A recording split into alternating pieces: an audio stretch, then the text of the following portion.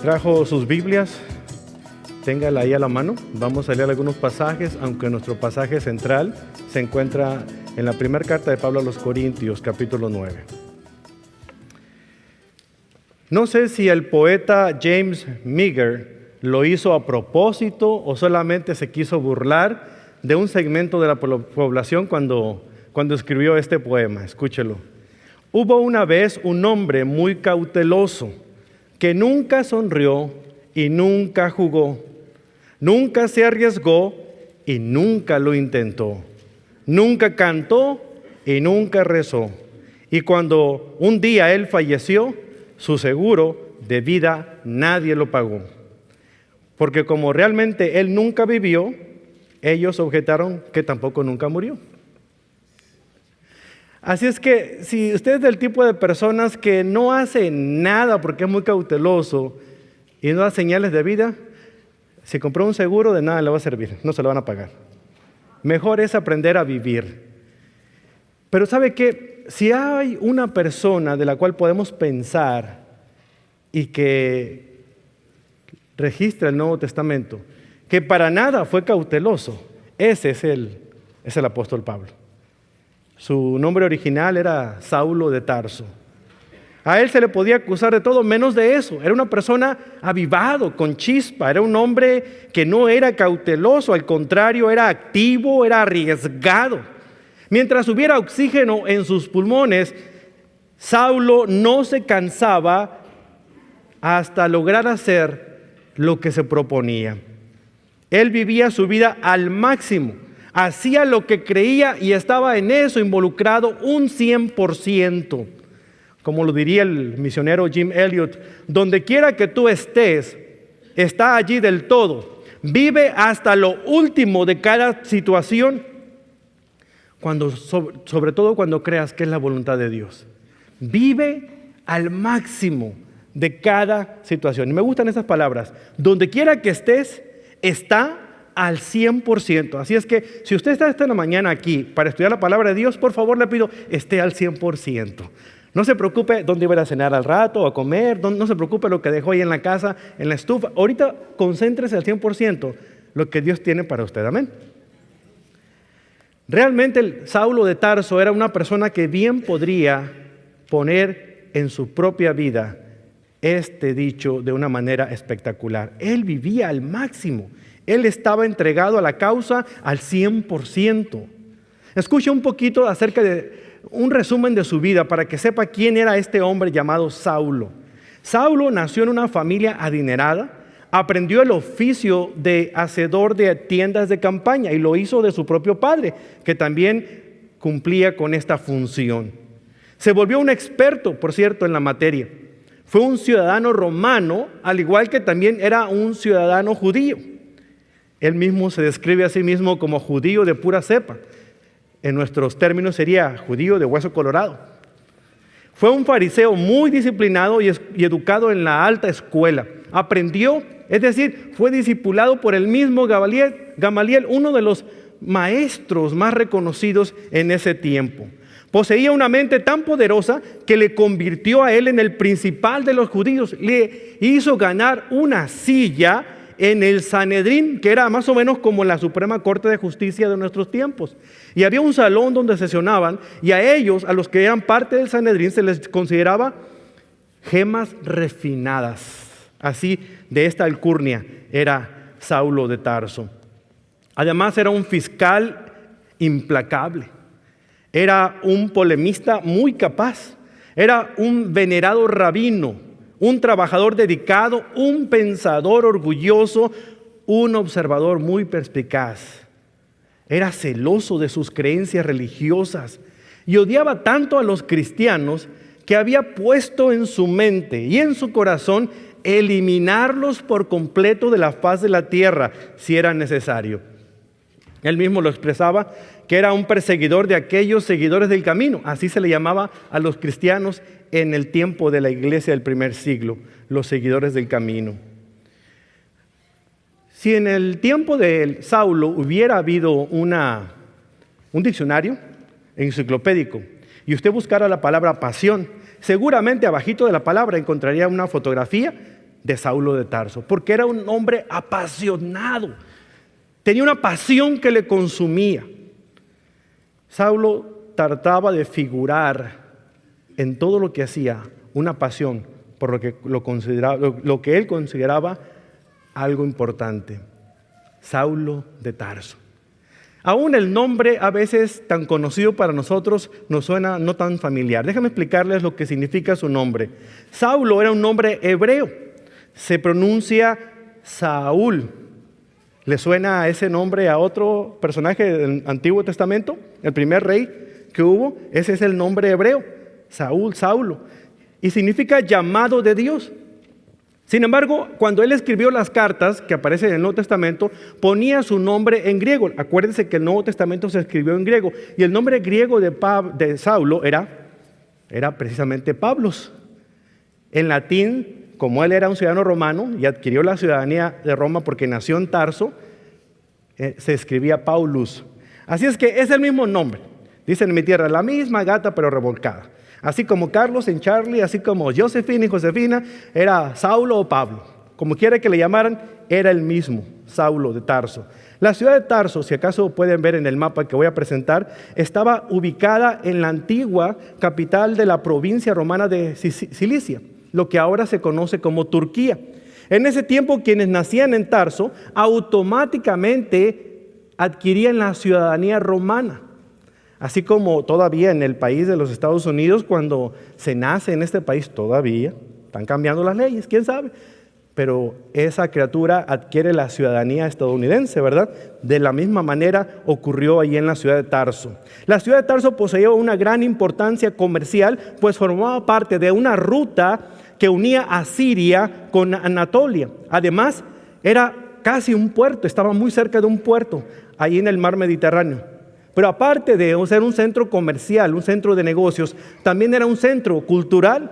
Se consideraba el centro de la cultura, la filosofía y la enseñanza de su tiempo.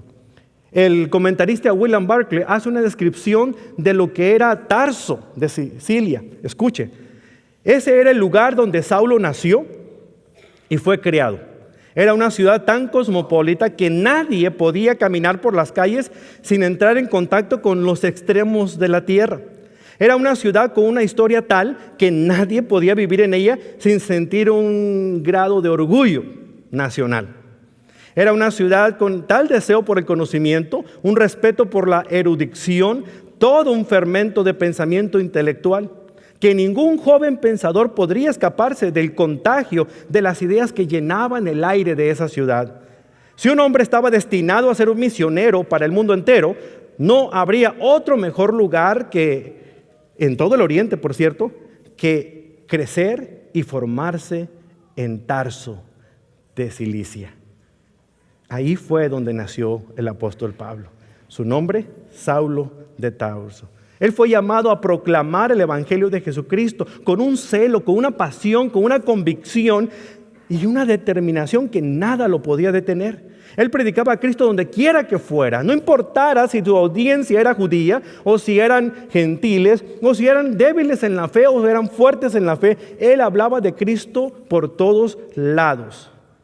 Él tenía pasión, una pasión que le consumía. Y realmente algo que definía el balance en la vida de Pablo era la siguiente. Él tenía una pasión por el evangelio y una disposición para alcanzar las almas perdidas. Esa es la idea central del mensaje en este momento. ¿Cómo podemos desarrollar una pasión por el evangelio, la palabra de Dios, la buena noticia de salvación? ¿Y cómo podemos estar dispuestos para alcanzar las almas perdidas para Cristo? ¿Cómo podremos hacerlo? Saulo de Tarso, que luego se hizo llamar Pablo, el apóstol de la gracia, tiene respuestas a esta pregunta. Pero antes de ver sus respuestas, veamos un pequeño vislumbre de lo que era el apóstol Pablo o Saulo de Tarso en este aspecto. Voy a presentarle 4 fotografías. Si tuviera que armar un álbum fotográfico de la vida del apóstol Pablo, escogería 4 fotografías para conocerlo un poco mejor. Por ejemplo, Saulo de Tarso, antes de que él se convirtiera a Cristo, cuando era un inconverso, llevó a cabo con pasión una misión. Este primer retrato capta la imagen de Pablo antes de su conversión, cuando todavía se llamaba Saulo de Tarso, un miembro del Sanedrín y culto y respetable fariseo de fariseos. Saulo de Tarso. Aquí lo vemos. Desafortunadamente la misión de Saulo, en este caso, era acabar con todos los cristianos que hubiera donde quiera que ellos fueran. Ahí encontramos a Saulo. En Hechos capítulo 26, versículo 11, lo vemos a él de una u otra manera mostrándose como tal era. Cuando compareció ante el rey Agripa, uno de las autoridades en ese tiempo, él presentó su caso de defensa por el evangelio, de defensa por los cristianos. Sin embargo, asimismo se pintó un retrato y les dijo cómo él era antes de conocer a Cristo. Les dice en el versículo 11 del capítulo 26, muchas veces hice que los castigaran a los cristianos en las sinagogas para que maldijeran a Jesús. Estaban tan violentamente en contra de ellos que los perseguí hasta en las ciudades extranjeras. No había otra pasión que le consumiera a Saulo de Tarso que perseguir a los cristianos. ¿Se imagina usted? Quería encontrarlos, agarrarlos del cuello, ponerlos de rodillas y hacerlos que confesaran que maldecían el nombre de Jesucristo. Hasta entonces él estaba seguro. John Pollock, un historiador, menciona un poquito acerca de esto en su libro llamado El Apóstol. Dice, Saulo atacaba como un animal destrozando a su presa. Este no era la triste acción de un oficial cumpliendo de mala gana las órdenes de un superior. No, su corazón estaba entregado a la tarea, al igual que su propia mente. Con una minuciosa búsqueda, como un inquisidor desenmascarando una traición, hasta que las operaciones de Saulo llegaban a realizarse por completo. Los líderes cristianos en ese tiempo, dice, corrían por todos lados cuando sabían que Saulo llegaba a la ciudad. Buscaban la manera de esconderse y él los encontraba. Los hacía comparecer ante los ancianos de las sinagogas y les imponía a ellos, dice este historiador, que confesaran no a Jesucristo como Dios, sino que lo confesaran como maldito. Hasta entonces él quedaba satisfecho. La mayoría de los cristianos fueron castigados con flagelación pública si se negaban a hacerlo. El valor de muchos de ellos colapsó. Imagínese usted, no solamente bastaba con que los golpearan o los dieran de latigazos en las espaldas a estos hombres, sino que enfrente de ellos torturaban a su propia familia, a sus cónyuges, a sus hijos, de tal manera que ellos maldijeran a Jesucristo. Si no lo hacían, eran arrojados a un calabozo y posteriormente juzgados y hallados culpables allá en Jerusalén. Ese era Saulo de Tarso, se los presento. ¿Lo conocían? Un hombre apasionado y en su condición de incrédulo llevaba a cabo una misión con una pasión que le consumía. Lamentablemente era en contra de los cristianos. Si lo que hizo Saulo de Tarso en su tiempo se hiciera hoy en nuestros días, eso sería condenado, penado por la ley de cualquier país. Se conocería esto como un genocidio de alguna otra manera, no importaran las preferencias religiosas. Lo vemos en el Medio Oriente, lo que están haciendo con muchos cristianos. Bueno, aquí está ocurriendo en la iglesia del primer siglo, en esa iglesia que estaban haciendo con aquellos seguidores del camino. Sin embargo, Saulo lo hacía con el permiso y la autorización del propio gobierno del Imperio Romano. La segunda fotografía que quiero que vean sería presentar a Saulo al momento de su conversión. Pablo se sometió con pasión al señorío de Cristo. Ahí mismo en el libro de Hechos, pero ahora el capítulo 9, menciona un poquito acerca de esto. Cuando él iba de camino a una ciudad, precisamente para encontrarse con algunos cristianos ahí y apresarlos y llevarlos a Jerusalén para ser juzgados, le ocurrió algo insólito. La misma persona, el mismo objeto de su odio, tuvo un encuentro personal con él. En ese camino a Damasco se le aparece el Señor Jesucristo mismo. Y lo que nunca imaginó Saulo era escuchar esa voz. Cuando de repente una luz brillante se apareció enfrente de él que lo cegó temporalmente y lo arrojó del caballo. Estando sentado en el suelo, aún con los ojos abiertos sin poder ver, escuchó esa voz que le decía: Saulo, Saulo, ¿por qué me persigues? Y él decía: ¿quién eres, Señor? Yo soy Jesús, a quien tú persigues, contestó esa voz. Lo que me llama la atención es que en ese preciso momento, en ese preciso instante, no dudó, no pensó, no la pensó dos veces, no dijo que iba a pensarlo, a orar, a consultar con la almohada. En ese instante, él reconoció que Jesús era el Señor. Se postró delante de Dios y sometió completamente su voluntad a la voluntad de Jesucristo. Ahí en el versículo 17 del capítulo 9 de Hechos encontramos cómo a él se le llama por primera vez hermano por otros creyentes, porque Dios mismo mandó a un hombre llamado Ananías para que hablara con él. ¿Se puede imaginar a Ananías llegándose a Saulo, acercándose a él con toda la fama que tenía de rufián? Imagínense que, no sé, Hitler estaba ahí, y él llegaba a hablar con él para hablar de Cristo y darle un mensaje de Dios. ¿Se imagina usted? Y llegando ahí con todas las precauciones. Señor, ¿está seguro, Señor, es el mismo? Sí, tienes que ir a hablar con Saulo. Y se acercaba ahí con él y con todo el temor, pues Señor, si así voy a llegar, pues hasta aquí llegué, Señor, pero voy a dar tu anuncio. Y así habló con Saulo y le dijo en el capítulo 9, versículo 17 de Hechos: hermano Saulo,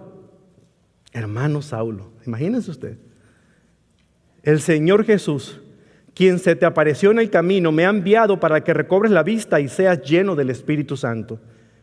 Al instante, algo como escamas cayó de los ojos de Saulo y recobró la vista. Luego se levantó y fue bautizado. Después comió algo y recuperó las fuerzas. Después de que Ananías le explicara la voluntad de Dios, Saulo no se quedó 1 año, 2 años pensándola, orando para ver si esa era la voluntad de Dios para su vida. No, él ya sabía quién era Jesús y cualquiera que fuera su voluntad, él estaba dispuesto a obedecerla en el instante. Él no tenía por qué pensarla. He escuchado a algunos hermanos cuando los invitamos a colaborar en algún ministerio: ay, hermano, pues déjeme orar. Oh, ok. Sí, voy a pensarlo para ver si es Dios quiere que haga eso. Pues a mí me dijo Dios, por eso me mandó. Ay, no es cierto. No, pero Pablo reaccionó al instante. Es impresionante. Fíjese, el versículo 20 dice: comenzó a predicar acerca de Jesús en las sinagogas diciendo: Él es el verdadero Hijo de Dios. Impresionante. Aquel hombre que se había remangado su túnica para pelear si era necesario para apresar a los seguidores del camino, a los cristianos de ese tiempo, ahora estaba confesando que Jesucristo era el Señor para la gloria de Dios el Padre. El tercer retrato que quiero que vea ya presenta a Pablo como creyente obedeciendo su llamado. Pablo prosiguió con pasión el llamado que Dios le hacía de ir hasta lo último de la tierra y predicar el evangelio a toda criatura. Él hizo suyas esas palabras y no estuvo discerniendo si esa era o no la voluntad del Señor. Él no se esperó como muchos de nosotros. ¿Quién sabe hasta cuándo vamos a lograr entender que Mateo 28, capítulos 19 y 20 es una acción que usted y yo como seguidores de Cristo debemos estar haciendo todo el tiempo? Ir y hacer discípulos. ¿Usted los está haciendo? ¿Cuánto tiempo lleva de cristiano? Pablo no tenía ni siquiera días, por no decir horas, de ser convertido cuando en ese momento tomó la decisión de seguir al Señor, servirlo por todo el mundo y estaba siendo obediente. Aquí lo vemos cuando toma para sí esta gran misión de evangelizar al mundo entero conocido en su tiempo. Cambiando su nombre hebreo de Saulo por el nombre romano de Pablo, él entró por las puertas de la judería y se encaminó hacia un imperio lleno de paganos que necesitaban de Cristo, sin importar lo que pensaran de él sus compatriotas judíos. En Hechos 28, versículo 28 en adelante dice: así que quiero que sepan que esta salvación de Dios también se ha ofrecido a los gentiles y ellos la aceptarán. Gracias a Dios, ustedes y yo como pueblo gentil aceptamos la salvación. Somos producto de lo que Pablo estaba diciendo en este momento. Y después de que dijo estas palabras, los judíos se fueron muy en desacuerdo unos con otros. Durante los 2 años siguientes, Pablo vivió en Roma pagando sus gastos él mismo. Recibía a todos los que lo visitaban y proclamaba con valentía el reino de Dios y enseñaba acerca del Señor Jesucristo. ¿Y sabe qué? Nadie intentó detenerlo. Pablo estaba determinado a hablarle de Cristo. Si era necesario al mismo emperador Nerón en ese tiempo, quien de alguna otra manera se había propuesto acabar, aniquilar con esa secta de los cristianos que estaban saliendo por todos lados. Es interesante cómo el que la hace la paga, como dice el dicho, ¿no? Porque Nerón quería acabar. El nombre de Nerón era el nombre más conocido en todo el mundo en ese tiempo. Y el nombre de Pablo no era conocido casi por nadie. Apenas en su casa sabían cómo se llamaba. Estaban dudando si le decían Saulo o Pablo. Pero el nombre de Nerón se conocía por todos lados. Es curioso cómo en nuestro tiempo Nerón le ponemos a los perros y Pablo le ponemos a nuestros hijos. Cómo cambian las cosas, ¿verdad? Cuando es el tiempo de Dios. Todos sus antiguos prejuicios tuvieron que hacerse a un lado al emprender sus misiones transculturales, mismas que nadie ha podido superar aún hasta nuestro tiempo, hermanos. A través de esta enseñanza, a través de sus cartas, de sus escritos, Pablo forjó una teología acerca de la gracia que vino a traer luz a aquella teología antigua acerca del legalismo del antiguo pacto. La cuarta y última fotografía que quiero que vean muestra al apóstol Pablo ya cerca de su muerte, ya para morir. Pablo terminó con pasión su jornada espiritual, tal como lo escribe a uno de sus queridos allegados, a su hijo espiritual, Timoteo. Pero él no se encontraba en una salita de estar afuera del palacio para comparecer ante el rey. No, él estaba ya en un calabozo romano. Él estaba sufriendo las circunstancias difíciles de ser obediente al evangelio y había sido apresado por crímenes que se le imputaban que realmente no venían ni siquiera al caso. Pablo estaba siendo encarcelado simplemente por predicar el nombre de Jesucristo por todos lados. Su cuerpo encorvado llevaba las cicatrices de sus sufrimientos.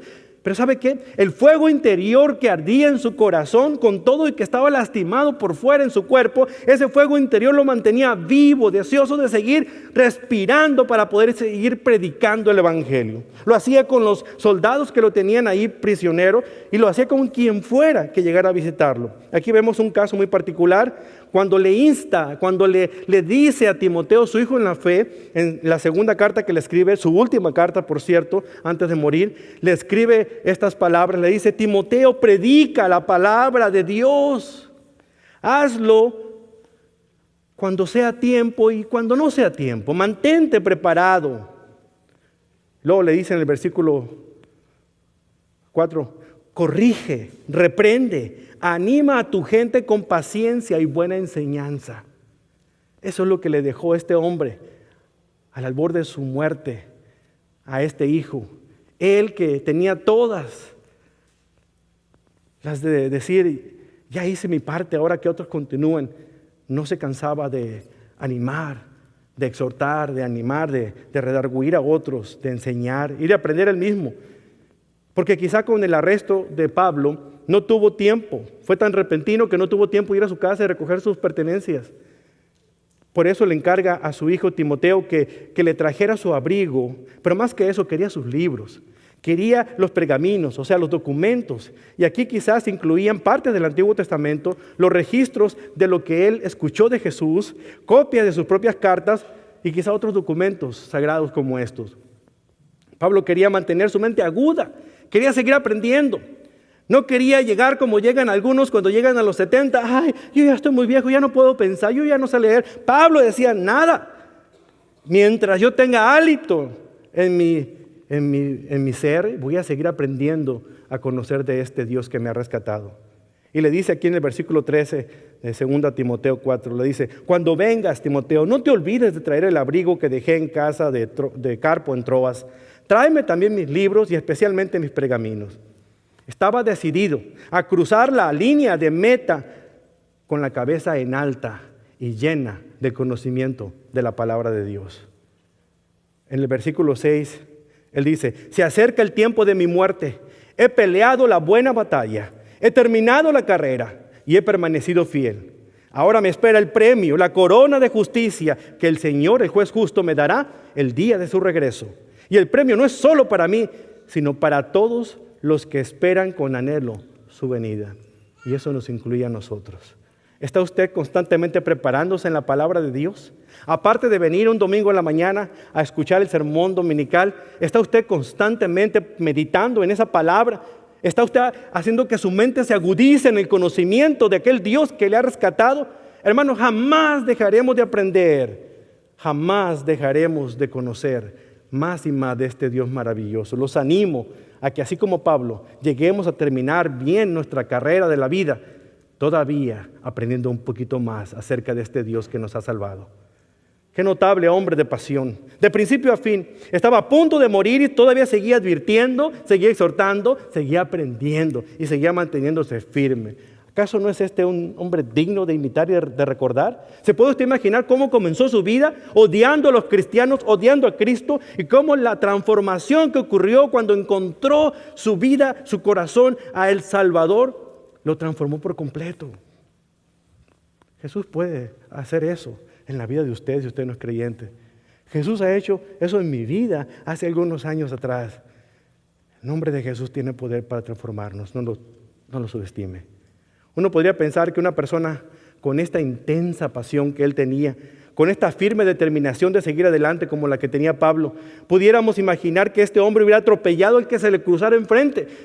Es como decir, si tú no quieres aprender, no me estorbes, yo voy a seguir aprendiendo. Pero no lo hizo. Él tenía una pasión por la palabra de Dios, por predicar el evangelio, pero al mismo tiempo tenía la disposición de acercarse a aquellos que necesitaban escuchar el evangelio. No se acercó a aquellos que lo querían escuchar a él, no se acercó a aquellos que le caían bien, no se acercó a aquellos a los que quería adular para que le dieran fondos para seguir el ministerio. Se acercó al que sea que se le atravesara con amor, con paciencia, con flexibilidad, con sensibilidad, con tal de que alguno de ellos pudiera acercarse y confiar en Jesucristo como su Señor y Salvador. Fue así como logró vivir una vida de equilibrio, siguiendo esas pautas importantes en su vida. Pautas que quiere que usted y yo sigamos, hermanos. 3 de esas pautas equilibradas para poder ejercer el ministerio que Dios le ha encomendado a usted y a mí. Pero pastor, yo no soy ministro, usted es ministro. No. En el momento que usted confió en Jesucristo como su Salvador, en ese momento usted aceptó también el señorío de Cristo. Y su Señor le manda a usted, según Mateo 28, a que usted vaya hasta lo último de la tierra y haga discípulos. Así es que usted tiene un ministerio que cumplir. El mismo ministerio que tenemos todos nosotros, quienes por alguna razón circunstancial nos han dado una posición de pastor. ¿Sabe qué? Usted es ministro del evangelio simplemente porque usted es cristiano y un seguidor de Cristo. Así es que tenemos un ministerio que cumplir. Para llevar a cabo ese ministerio, el apóstol Pablo nos da este consejito. 3 pautas importantes que debemos nosotros de incluir en nuestra vida para vivir un ministerio y hacerlo de manera balanceada. Un hombre como Pablo bien podía haberse aprovechado de la posición de apóstol, ¿sabe? Bien podía haber exagerado, bien podía haber exigido, bien podía haber hecho valer sus derechos como un ministro del evangelio. O podría haber deseado recibir el trato privilegiado como rey, como algunos de los, ¿qué les puedo decir? Pseudoapóstoles de nuestro tiempo, que quieren que los traten como si fueran la última Coca-Cola del desierto. Este sí era de verdad un apóstol, y sin embargo no hacía valer su derecho de apostolado.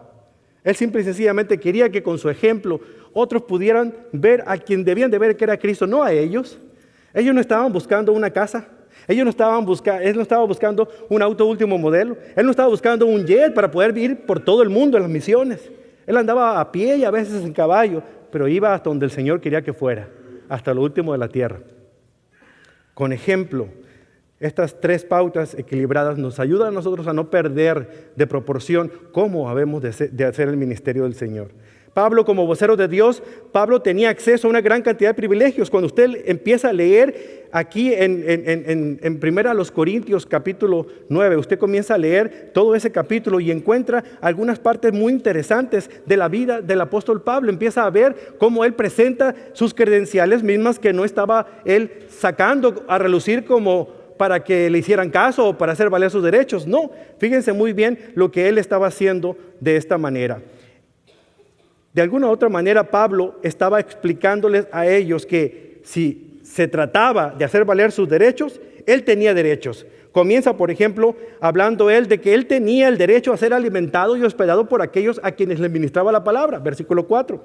Tenía el derecho a tener esposa también y familia, y que también el ministerio pagara por su manutención, como dice el versículo 5. Tenía el derecho a no trabajar en los trabajos que no fuera su propio ministerio evangelístico. Versículo 6. Pablo tenía derecho de recibir un salario de aquellos a quienes servía Como prueba de este beneficio, citó lo que decía Moisés en la ley, ahí en el versículo 9 al 11, donde dice, porque la ley de Moisés dice, no le pongas bozal al buey, sin agraviar a los presentes. No le pongas bozal al buey para impedirle que coma mientras trilla el grano. O sea, hablo de mí. ¿Acaso no pensaba Dios únicamente en bueyes cuando dijo eso? ¿No nos habla a nosotros en realidad? Claro que sí, se escribió para nosotros a fin, como dice aquí en el versículo en adelante, como dice ahí en su palabra, a fin de que nosotros podamos seguir haciendo lo que Dios quiere que hagamos. Nos ha hablado a nosotros en realidad. Ya que hemos plantado la semilla, dice, espiritual entre ustedes, ¿no tenemos derecho a cosechar el alimento y la bebida material? Está citando la ley. Está diciéndoles, hay derechos, hay leyes que lo dicen. ¿Por qué ustedes me están criticando? Le decía la iglesia de Corinto. Después de todo, dice, los sacerdotes del templo disfrutan de la carne sacrificada en el altar. Dios mismo lo determinó, versículo 13. Y los que sirven en el altar reciben una porción de lo que se ofrece como sacrificio. Del mismo modo, dice, así como ellos, y ustedes no le dicen nada, del mismo modo, el Señor ordenó que los que predican la buena noticia sean sostenidos por los que reciben el beneficio del mensaje. Es verdad que se esperaba que los rabinos de aquel tiempo enseñaran la palabra de Dios sin recibir ningún tipo de salario, sin cobrar nada, y que tuvieran un oficio que les permitiera ganarse la vida sin depender de nadie. Sin embargo, era tanta la labor que hacían los rabinos, que se tomaban tanto interés para inculcarles a sus estudiantes todo lo que ellos debían aprender, que los propios estudiantes se ponían de acuerdo para suplir las necesidades de ese rabino. Se pensaba que hacer una obra buena, una obra que quizás les ganara puntos en el cielo, era poder ayudar a su líder espiritual y a su familia a que no pasara hambre, para que ellos se dedicaran por entero a enseñarles la palabra del Señor. Esto era en el primer siglo. Con todo esto, Pablo no quiso hacer valer ese derecho que tenía. Vea el versículo 12, dice, preferiría soportar cualquier cosa antes de ser un obstáculo para la buena noticia, para el evangelio de Cristo. ¿Por qué? ¿Por qué recibir una remuneración así podría afectar el ministerio del apóstol Pablo? ¿Sabe por qué? Debido a la corrupción y a los excesos en que había caído el sistema religioso de ese tiempo. Sus prácticas inmorales podían manchar la reciente verdad revelada del evangelio a toda la gente. El mismo historiador William Barclay explica esto. Dice, mientras que una familia judía normal no comía carne más que una vez a la semana, si acaso, los sacerdotes padecían una enfermedad ocupacional por comerla en demasía. Dragones los hombres. El lujo en que vivían, su rapacidad y sus privilegios eran notorios. Y Pablo lo sabía muy bien. Sabía que usaban a la religión para ponerse gordos. Así que él estaba dispuesto a no irse a los extremos. Y no quiso aceptar absolutamente nada de nadie. En último análisis, había una cosa que dominaba su conducta. No estaba dispuesto a hacer nada que desacreditara o dificultar el evangelio para ser creído. La gente juzga un mensaje por la vida y el carácter de quien lo transmite. Y Pablo estaba decidido a mantener las manos limpias. Alguien dijo una vez a un predicador, no puedo oír lo que me dices porque estoy escuchando cómo eres. Nadie podía decir eso del apóstol Pablo. Lo que él predicaba era lo que él era en realidad. Por cierto, de la misma manera en que algunos creyentes de la iglesia de Corinto tenían dudas y sospechas de las motivaciones genuinas del apóstol Pablo de predicar el evangelio, hoy en día, hoy en nuestro tiempo, también hay personas que tienen dudas de las motivaciones de aquellos ministros del evangelio que van por todos lados predicándolo y anunciando la verdad de Cristo. Y todo se debe a que en un tiempo, más o menos a la mitad del año de 1980, empezaron a surgir por todos lados los famosos teleevangelistas, que comenzaron a anunciarse por televisión y pedían dinero para poder seguir ellos predicando el evangelio. Una lluvia de escándalos empezó a surgir, epidémicos por todos lados. No solamente caída moral, pero los excesos y lujos que vivían estos teleevangelistas hicieron que muchas personas en la nación norteamericana perdieran el respeto hacia los ministros del evangelio, aún aquellos que eran sinceros y que querían anunciar de verdad a Cristo. En un libro publicado en ese tiempo llamado El día que Norteamérica dijo la verdad, los autores hicieron una encuesta para evaluar más o menos cuáles eran los buenos, los mejores y los peores ocupaciones que había en ese país, y los evaluaron. Nombraron 71 de ellas y las pusieron en el orden de la mejor a la peor. ¿Quiere que le diga una cosa? La número 1 era la ocupación de bombero. La número 2 era de paramédico. El ministro evangélico era la número 19. Usted pensaría que estaba entre los primeros 5, pero no, la número 19. Imagínese usted. Uno estaba no en las primeras 10, pero con todo lo que había estado ocurriendo, la gente tenía un mejor concepto del farmacéutico que había puesto en el número 4, o de un cartero en el número 6, o de un sacerdote católico en el número 7, o una persona que limpiaba casas, la número 8, una niñera, la número 9, un rabino judío, el número 12, un chef de cocina, el número 18. Finalmente encuentra al pastor evangélico, número 19. ¿Se da cuenta? ¿Sabe usted cuál era la tercera de las peores? La tercera antes de la última. Los televangelistas. Estaban un poquitito después de los vendedores ambulantes y las prostitutas. Y solamente 2 antes acerca del jefe de crimen organizado y un narcotraficante. Ese era el concepto de un televangelista. O quizá lo sigue haciendo todavía. Sin duda, la carta a los Corintios era tan actual como leer el periódico de esta mañana. Con la opinión tan desalentadora que se tiene en nuestros días también acerca de los ministros del Evangelio, es importante apropiarnos de algunas recomendaciones que Pablo hace aquí. La primera de ellas, estas 3 pautas son importantes que las asimilemos nosotros. Dice, tener libertad sin abusar de nuestros derechos. Tener libertad sin abusar de nuestros derechos. Aquí, en 1 Corintios 9, no podemos desconectarlo de lo que acaba de decir en 1 Corintios 8. Allí en 1 Corintios 8 hablaba él acerca de lo que estaba pasando en ese tiempo.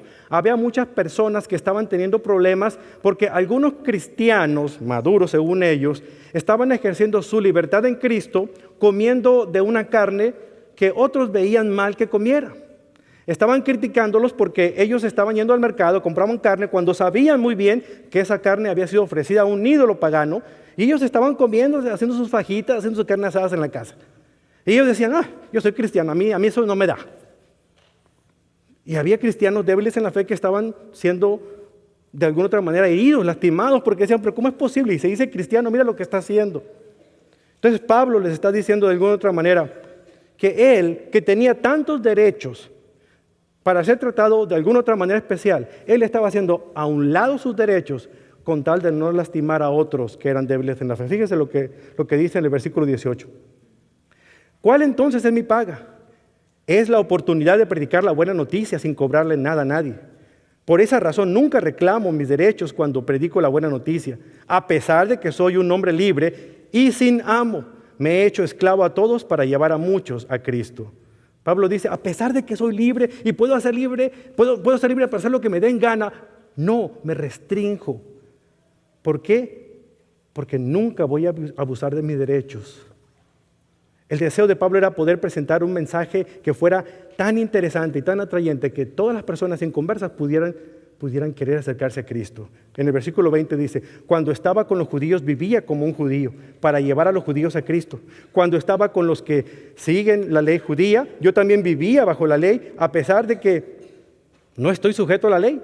Me sujetaba a ella para poder llevar a Cristo a los que estaban bajo la ley. Pablo estaba diciéndoles, yo soy fariseo, yo conozco, yo crecí, yo practicaba todas esas cosas, yo participaba en todos los rituales, yo lo sé. Ahora, yo no pierdo de vista la cruz, yo entiendo quién es Cristo. Si estoy ahí es para que de alguna otra manera algunos de estos pobres ingratos puedan saber la verdad de Cristo.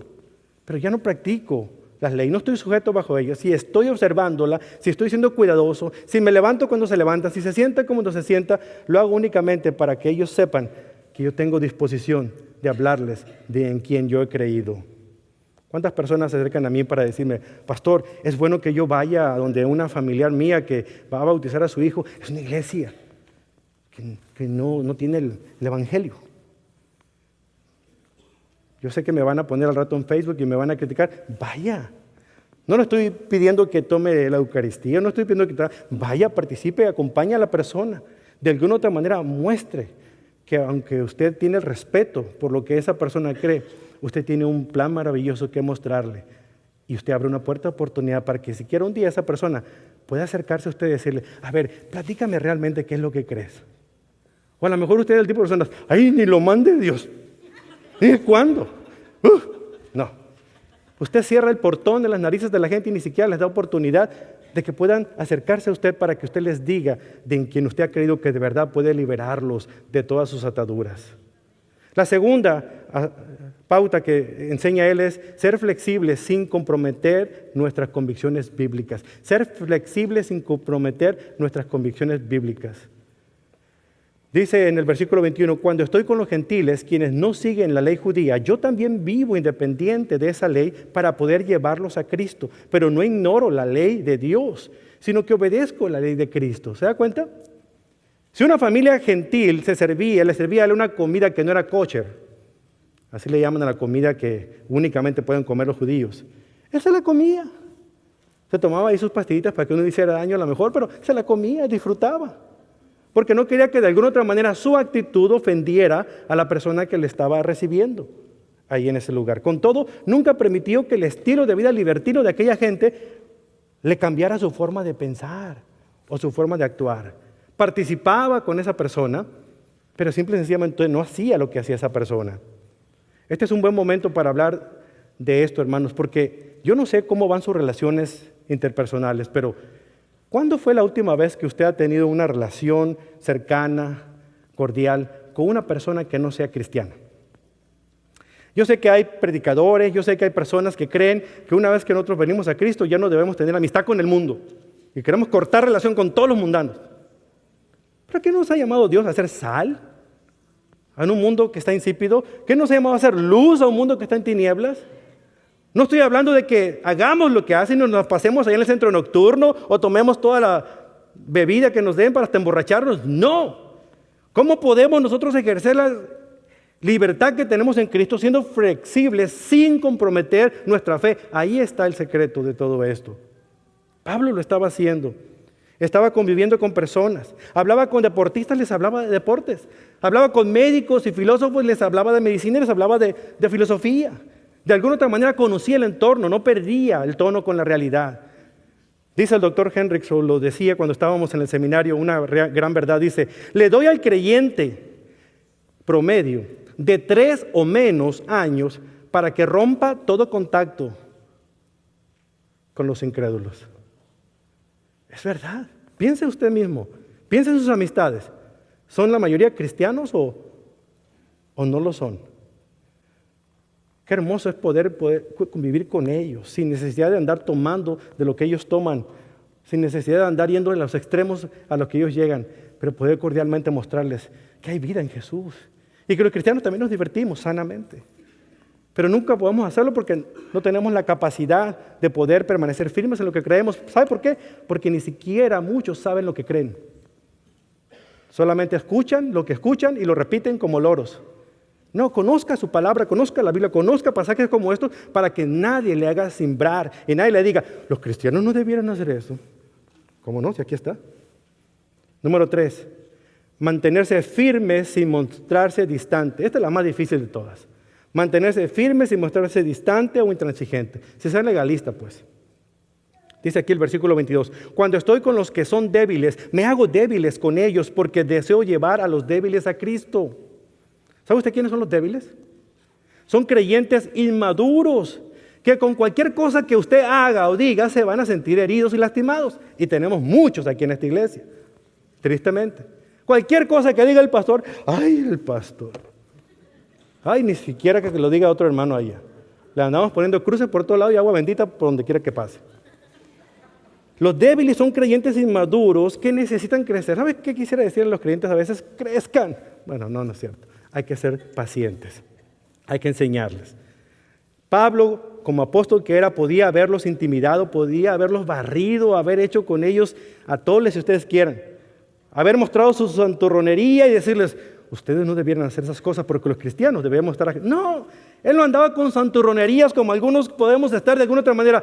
Los verdaderos cristianos no tienen ese tipo de aspectos. A ver, en esta reunión que nos hemos juntado para celebrar el cumpleaños de fulanito de tal, saquen la Biblia por favor, porque los cristianos siempre debemos leer la Biblia. ¡Ey, es piñata, es pastel, diviértete! Ya leerás la Biblia el domingo cuando te juntes, pero en ese momento diviértete, hermano.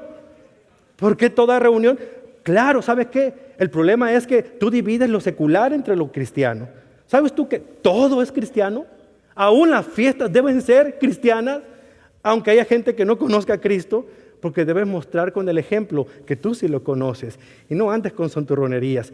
Muestra flexibilidad, muestra el amor, muestra que de verdad quieres abrir una puerta para después predicarle el evangelio. Haz contacto con la gente que no conozca a Cristo. Y una vez que entre, te dará oportunidad a que le cuentes de esta maravillosa noticia que solamente tú conoces y que puede cambiar la vida de él. Pero haz que cambie primero la tuya. Pero nunca se dio por vencido. Versículo 22. Si con todos trató de encontrar algo, dice el apóstol Pablo, busco algo en común con ellos. Y hago todo lo posible para salvar a algunos. Pero nunca perdió su equilibrio espiritual. Nunca se fue al libertinaje. Nunca se fue al legalismo. Se mantenía en equilibrio, en la gracia. El apóstol Pablo en el versículo 23 nos dice la razón. Hago lo que sea para difundir la buena noticia y participar de sus bendiciones. ¿Se da cuenta? Tan flexible como era Pablo, era una cosa muy diferente a transigir el evangelio. Él no comprometía la verdad del evangelio, él la vivía, pero amaba a aquellos que no lo conocían, con tal de que de alguna otra manera hubiera oportunidad de que él se los presentara como debían escucharlo y ellos lo aceptaran. Este mensaje que estoy predicando no solamente para usted, hermano, hermana, es para mí también. Yo también tengo que vivir sujeto a lo que la palabra del Señor, que es mi autoridad, dice. Yo no puedo llegar a comunicar un mensaje que yo no esté dispuesto también a vivir. Es triste cuando hay muchos predicadores que se suben a un púlpito y empiezan a predicar de una manera increíble y sus vidas están destrozadas. Tenemos que ser coherentes, no solamente con lo que decimos, sino también cómo vivimos lo que decimos. Eso es importante para todos y nosotros como Pablo estamos sujetos al evangelio. Pablo hizo todo lo que era posible y se hizo flexible a todas las personas con tal de que todos ganaran a todos para Cristo. No, ¿verdad? Si acaso algunos pudieran conocer de Cristo. Porque el que da el crecimiento es el Señor. Nosotros podemos hacer todo lo que ustedes quieran, pero nosotros no vamos a hacer que nadie crezca y cree en Cristo. Solamente Cristo hace eso. Finalmente, 2 consejos para usted que están sacados de estos pasajes. Son principios eternos, son principios firmes que debemos nosotros entender y que el mismo Pablo los modeló. Primero, Pablo modeló el principio de mantenerse flexible. Él fue flexible. Si Cristo hubiera hecho otra bienaventuranza y le hubiera registrado en Mateo capítulo 5, hubiera dicho, bienaventurados los flexibles porque no se romperán cuando los doblen. Pero no le alcanzó el tiempo. Pero debemos ser flexibles, hermanos. Quienes sienten una pasión para hacer hasta lo imposible por alcanzar las almas perdidas, a los inconversos, deben mantenerse flexibles. Deje de ser legalista. Haga lo que sea bíblico. En cuestión de las preferencias, eso es otro aspecto y debe haber libertad. Y si usted tiene dudas de qué debe hacer, acérquese con cualquiera de nosotros los pastores o su maestro de escuela dominical y le explicamos a que conozca la diferencia entre la gracia y el legalismo. Usted puede decir, bueno, así yo soy y yo no voy a cambiar. No, así te hiciste tú, porque fue muy diferente como te hizo Dios. Tú te has echado a perder, pero tú puedes cambiar si dejas que el poder de lo alto te cambie.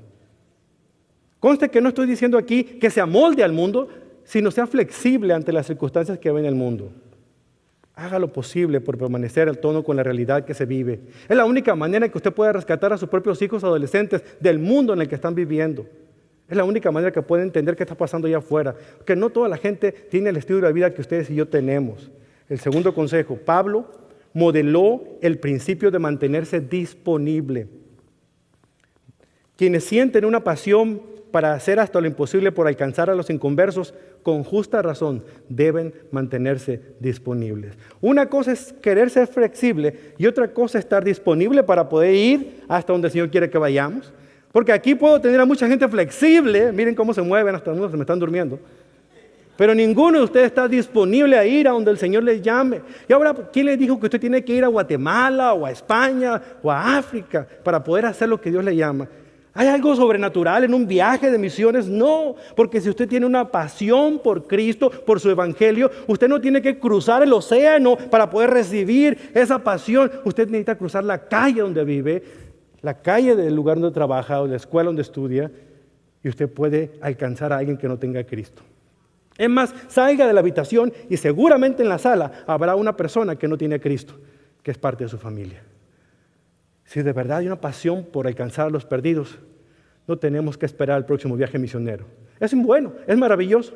Usted llega de allá emocionado, pero ¿sabe qué? Es eso nada más, pura emoción, porque cuando llega y aterriza aquí en el aeropuerto de Dallas, se le acaba la emoción y entra a lo de siempre, a la rutina, y no es capaz de hablarle a su vecino acerca de que, sí, pero allá en otro idioma, en otra lengua, en otras costumbres, allá andaba clavando, allá andaba reparando techos, y en su casa ni siquiera la puerta arregla. ¿Qué acaso no debemos predicar el evangelio también de esa manera en casa? Amén, hermanas. Gracias. El punto al que quiero llegar es este. La pasión de su corazón está verdaderamente centrada en Cristo. Hay gente que es apasionada de los deportes. Esperan a que llegue la siguiente copa de fútbol. Ya están esperando. Acaba una y empieza la otra. Hay copas para todos lados, hasta para borrachos. Hay copas de todos, ¿verdad? O la Serie Mundial de Béisbol, o el Super Bowl. Estamos emocionados. O sea, sí hay pasión. Y luego hay dos de esos estadios. ¿Ha visto cómo se emocionan cuando alguien mete un gol y mete su equipo favorito? ¡Ah! ¡Gol! ¡Ah! Y aquí cantan, ni siquiera se cantan un canto, ni siquiera les sale nada de la voz, ni siquiera un pujido pueden hacer. Yo a veces, de verdad, me quiero hacer así como mis hermanos carismáticos que decían, a ver si de perdida alguno agarra el espíritu, que esto todavía está muerto, hombre. No vayamos a los extremos, no me piense mal, pero realmente cantemos del corazón.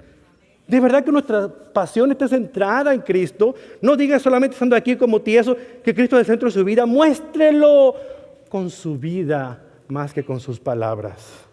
Esta pasión es un sentimiento intenso que no lo deje en paz hasta que se complete. Hermano, hubo una vez un hombre muy cauteloso que nunca sonrió y nunca jugó. Nunca se arriesgó, nunca lo intentó. Nunca cantó y nunca oró. Y cuando un día él falleció, su seguro de vida nadie se lo pagó. Porque como realmente nunca vivió, ellos objetaron que tampoco nunca murió. ¿Se trata de usted, esta persona? ¿Está usted viviendo o está usted muriendo en vida? Porque Pablo, con todo lo que estaba viviendo, él estaba más vivo que nunca, aun cuando estaba a punto de morir y ser entregado o derramado como ofrenda, como él lo llamó. ¿Usted vive por Cristo? Muchos de ustedes estarían dispuestos a morir por Cristo. Yo les reto hoy en día, viva por Cristo. Ahí está la diferencia. Usted no es esa persona, ¿verdad? Usted está vivo. Que su pasión esté centrada. Esa es mi oración, para que usted centre su pasión. Deje a un lado la pasividad, deje a un lado la apatía, centre su pasión en aquel que puede cambiar su vida y cambiar a los que le rodean.